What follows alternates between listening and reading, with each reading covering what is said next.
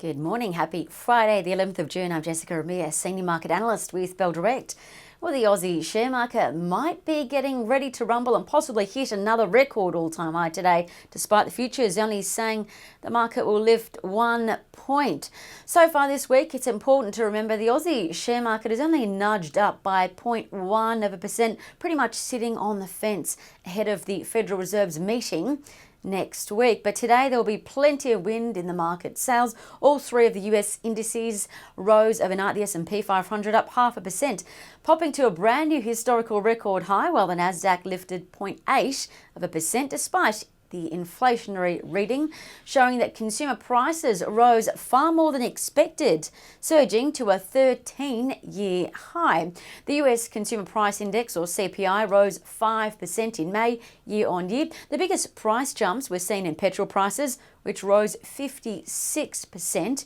Used cars also rose, and transportation costs also jumped significantly.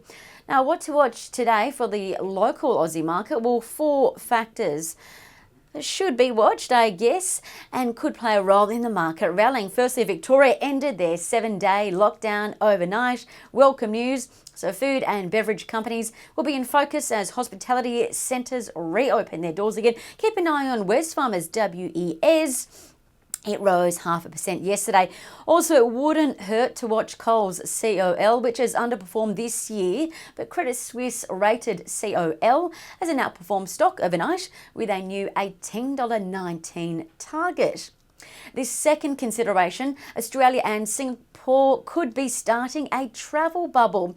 Well, the Singapore PM says it could soon happen if more Australians are vaccinated and transmissions fall. So expect the market to start thinking about this travel bubble and potentially buy ahead of a market rally. So maybe look at Flight Centre, Qantas, QAN and Webjet, WEB. And of note, FLT, Flight Centre, was one of the most traded stocks at Bell Direct yesterday. I also think that you can't go past looking at the air traffic control company, Adacel, ADA. Now, the third factor to consider today is on the commodity side of life. There's talk that the iron ore price could rise from its current level of $214 US up to $300 a tonne. You can't ignore the news that Reuters is reporting the iron ore giant Vale in Brazil is at risk of another dam collapse. The last time its dam collapsed, it fueled a massive price rally in iron ore because demand continued and is indeed surging, and there's a limited supply of quality iron ore. So keep an eye on those iron ore stocks that are your favourite. As for trading ideas that could be worth a look, firstly, consider technical traders and investors are buying back into Aussie tech, which is why the tech sector's experienced its biggest jump in 4 weeks and is back at a 5-week high. Now, the tech sector chart tells us the sector is flagging a bullish charting signal, simply called a golden cross, and this quite simply just means the tech sector is likely to rally higher. Keep in mind the last time this technical indicator was flagged back in January 2021. That's when we saw the Aussie sector surge to a record all-time high.